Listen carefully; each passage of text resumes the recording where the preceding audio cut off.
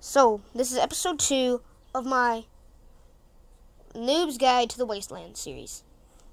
In the last episode, we discussed the Great War. In this episode, we're going to discuss Vault-Tec. What is Vault-Tec, you may ask? Well, let me tell you. Vault-Tec designed and constructed advanced technologies. It was a major military contractor prior to the Great War. They developed highly experimental, advanced, and top-secret technologies. Vault-Tec became so thoroughly integrated with top-secret military research done by the Pentagon that it had practically become a department of the U.S. government. The company still remained in private hands, but because of its strong connection to the American government, the principal personnel of Vault-Tec, its top scientists, engineers, and so on, had to be aware of the true purpose of the vaults and Project Safe House. Regardless of the American government's directives, Vault-Tec's high-ranking personnel had no intention of submitting to a lottery and living underground with a bunch of human cattle in the intentionally defective vault facilities that they had built. Vault-Tec instead created their own private emergency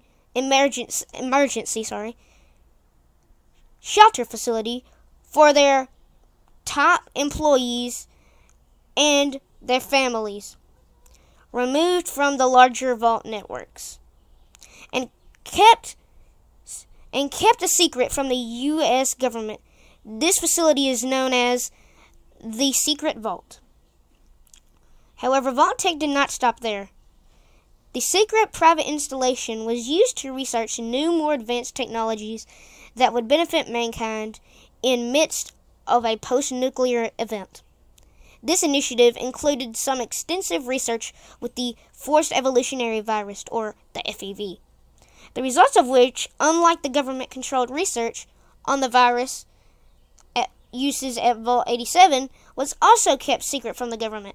It is known that the FEV stored in the secret vault was highly modified in an attempt to achieve its original goals and also avoid sterility among infected and mutated by it. However, this modification proved unsuccessful. Vault-Tec's most notable product was the Vault. Officially, the vaults were part of Project Safe House, designed to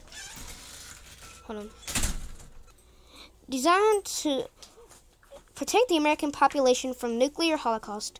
In actuality, they had a more sinister purpose, a project known as the SPP, or Societal Preservation Program. The vaults could not possibly have saved the citizens of the U.S. from the ravages of a nuclear war or a viral epidemic. With a population of almost 4 million by the year 2077, the United States would have needed over 400,000 vaults to protect every man, woman, and child in the U.S. Vault-Tec was commissioned by the American government to build only 122 vaults.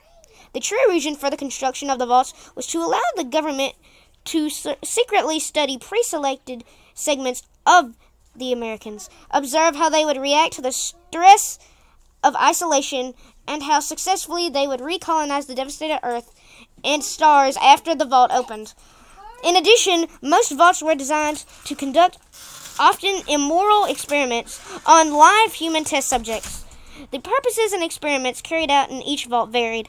They included the use of FEV on an unwitting test population, Vault 87, the development of super soldiers, Vault 92, and the creation of an entire population of human clones, Vault 108.